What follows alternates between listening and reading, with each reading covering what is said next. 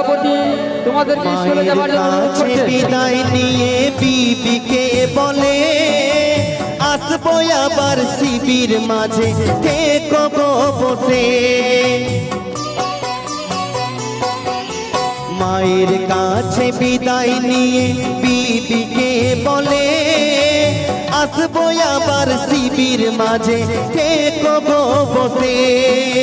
যাচ্ছি চলে যেতে আমি শিবিরে ছেড়ে, শিবির মাঝে জলতি পাতায় আছে যে সবাই।